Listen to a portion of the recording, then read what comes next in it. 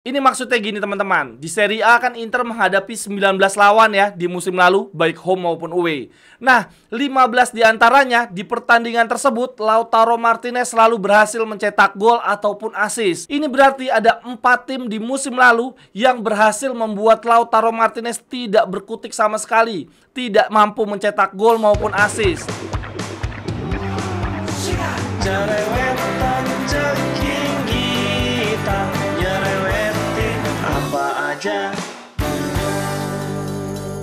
Teman-teman yang sedang kalian saksikan saat ini adalah Cerewetin Inter. Apa kabar teman-teman semua? Semoga dalam keadaan sehat. Seperti biasa, gua akan bacain data fakta menarik dari pertandingan yang baru saja berlangsung dan juga statement-statement dari sesi konferensi pers. Dalam hal ini berarti dari pertandingan melawan Empoli yang berlangsung hari Kamis yang lalu. Akan tetapi sebelumnya gue ingin mengingatkan dulu bagi teman-teman yang belum membeli jersey Inter musim ini, jersey home, away maupun jersey ketiga, silakan langsung dibeli saja ya. Linknya ada di kolom deskripsi.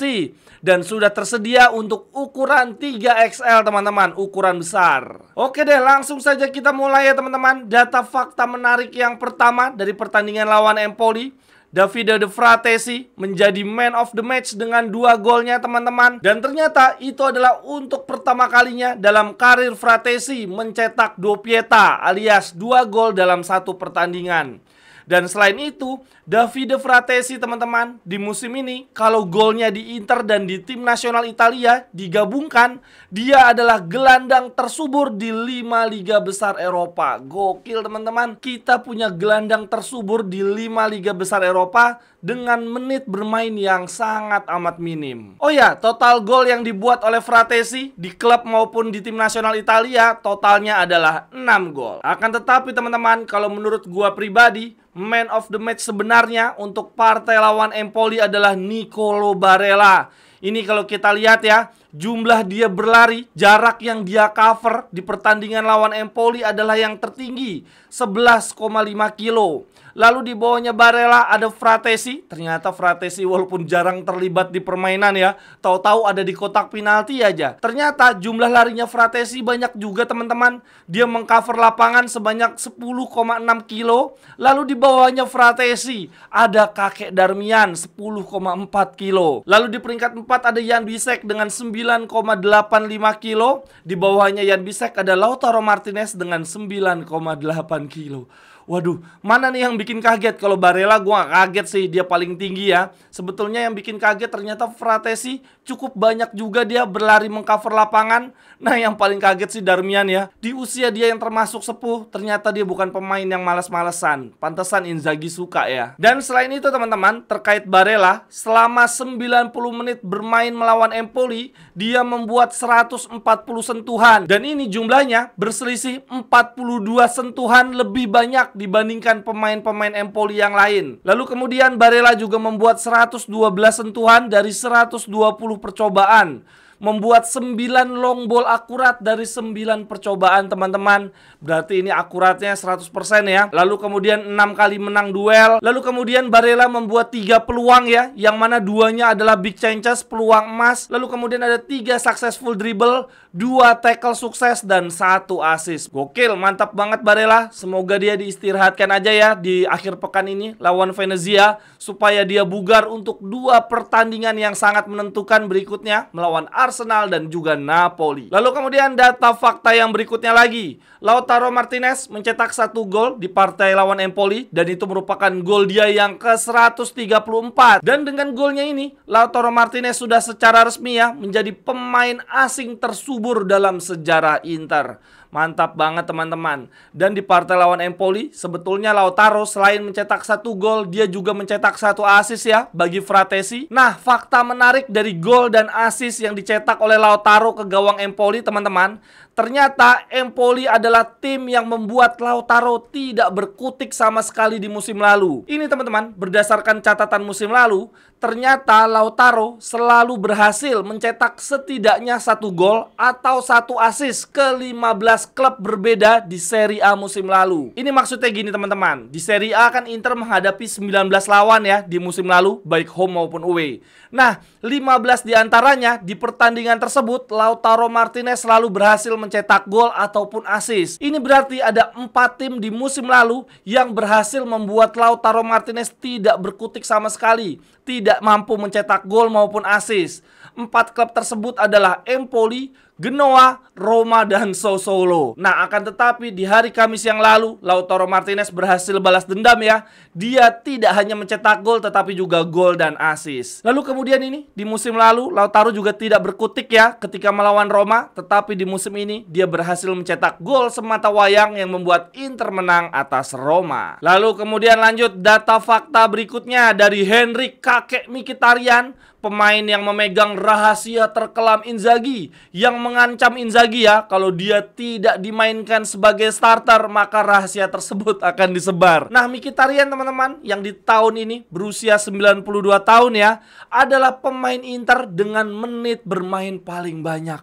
Gokil. Ini di luar kiper ya, tapi tetap aja anjir, kalau dibandingkan pemain-pemain lain non kiper, Mkhitaryan di usia dia yang sudah menginjak manula ya, adalah pemain dengan menit bermain paling banyak. Apa Inzaghi nggak takut ini dilaporkan ya oleh Komisi Perlindungan Lansia anjir? Aduh, ini pemain kita yang lain sebetulnya gimana sih? Zielinski, Aslani, Fratesi, mosok ia nggak bisa menggoyang Mkhitaryan sama sekali. Sementara itu, wingback kiri terbaik di dunia saat ini, Di Marco, telah membuat 24 umpan kunci di Serie A musim ini teman-teman. Dan ini adalah yang terbanyak di antara pemain-pemain Serie A lainnya. Gile, menurut gua musim ini adalah musim terbaik dari Di Marco. Lalu kemudian lanjut data fakta berikutnya lagi.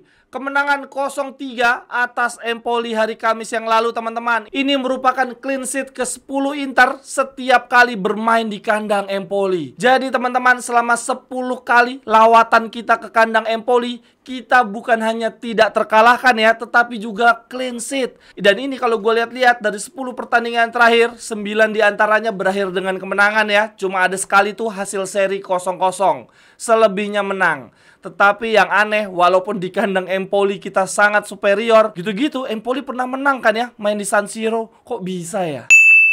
Bagi teman-teman yang ingin mengajak kerjasama bisnis atau membeli jersey serta merchandise lainnya, silakan hubungi nomor gua yang ada di kolom deskripsi.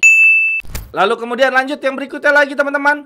Gua akan bacain statement-statement menarik dari sesi konferensi pers pasca pertandingan melawan Empoli. Yang pertama ada dari Davide Fratesi teman-teman. Dia ditanya pendapatnya oleh jurnalis ya.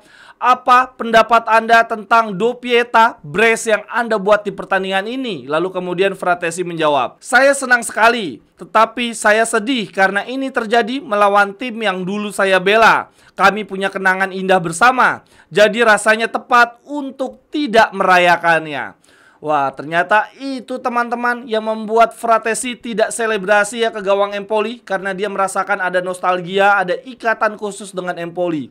Yang jadi pertanyaan kemudian, Fratesi selain pernah bermain untuk Empoli, dia pernah bermain untuk Roma tentu saja, lalu juga Monza dan Sassuolo. Nah, di sini teman-teman ada yang memperhatikan nggak ketika Fratesi mencetak gol ke gawang klub-klub tersebut, dia selebrasi juga atau enggak? Apakah dia adil ke mantan-mantan klubnya semuanya tidak akan selebrasi atau hanya Empoli saja? Lalu kemudian teman-teman, Fratesi menjelaskan juga begini. Di Empoli, saya meninggalkan banyak sekali persahabatan. Saya tidak merayakan gol karena saya menghormati masa-masa lalu saya di sini. Empoli adalah tim yang selalu memberikan pertandingan sulit bagi siapapun yang datang ke sini. Nah, ini sebagai informasi aja untuk teman-teman. Fratesi membela Empoli ketika bermain di Serie B. Lalu kemudian jurnalisnya bertanya, bagaimana pendapat Anda tentang performa Anda di pertandingan ini? Lalu Fratesi menjawab, setiap pertandingan terasa menentukan untuk menunjukkan apakah saya bagus atau tidak. Kami bermain begitu sering sehingga merasa lelah, dan hari ini saya merasakannya sedikit. Kami selalu bergerak. Mungkin saya juga sedang mengalami periode penurunan, tetapi pemain seharusnya dinilai dalam jangka waktu panjang, bukan dari periode-periode sulit saja. Ini sepertinya Fratesi lagi menyindir ya, lagi menjelaskan performa buruk dia di partai lawan Juventus yang lalu. Lalu kemudian Fratesi juga bilang begini, Saya rasa normal setelah setahun belajar di sini, saya ingin menambah menit bermain.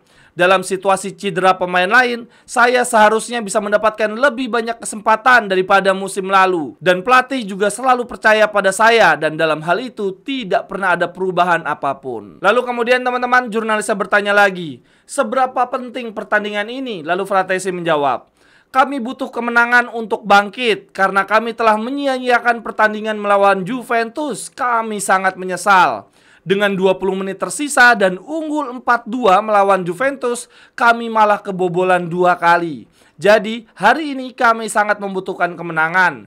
Kami berhasil membuka pertandingan dan mendapatkan poin penting dari sini. Kami tidak boleh melakukan hal seperti itu lagi. Musim ini tidak akan sama seperti musim lalu, yang mana kami akan unggul selisih 25 poin dari peringkat kedua. Secara pribadi, saya merasakan hari-hari kemarin adalah hari yang sulit. Namun akhirnya, hari ini saya bisa berbicara lagi dengan keluarga setelah 3 hari yang tidak mengenakan. Kirain kita doang ya teman-teman sebagai fans yang merasa hari-hari nggak enak banget pasca hasil seri melawan Juve. Ini ternyata bahkan Fratesi nggak mau ngomong sama keluarganya ya selama 3 hari terakhir sebelum akhirnya mampu menang melawan Empoli. Lalu kemudian berikutnya lagi teman-teman, ada statement dari pemain kita ya yang melakukan debut, yaitu Thiago Thomas Palacios. Dia ditanya oleh jurnalisnya, apa pendapat Anda tentang debut hari ini? Lalu Palacios menjawab begini, saya sangat senang atas menit pertama saya dengan jersey ini. Semua orang membantu saya. Saya bahagia dan belajar banyak dari para pemain hebat di klub ini. Saya berharap bisa terus seperti ini. Lalu kemudian Palacios melanjutkan, saya senang bisa melakukan debut dengan seragam Inter. Saya ingin berterima kasih kepada rekan tim, manajer dan staf yang selama ini telah mendukung saya sejak saya tiba. Lalu kemudian jurnalisnya bertanya, apakah Anda sebetulnya tahu bahwa Anda akan debut di hari ini? Kemudian Palacios menjawab, sebenarnya kami semua berharap untuk bermain, menunggu kesempatan datang dan memanfaatkannya. Namun hari ini Inzaghi meminta saya untuk masuk ke lapangan dan menikmatinya dan juga bergerak cepat dengan bola. Sekian dulu untuk Cerewetin Inter hari ini teman-teman. Terima kasih untuk yang sudah menyaksikan. Silahkan tuliskan cerewetan teman-teman di kolom komentar. Sampai ketemu di cerewetan-cerewetan berikutnya. Bye-bye, thank you. Cerewetan ceking kita, nyerewetin apa aja.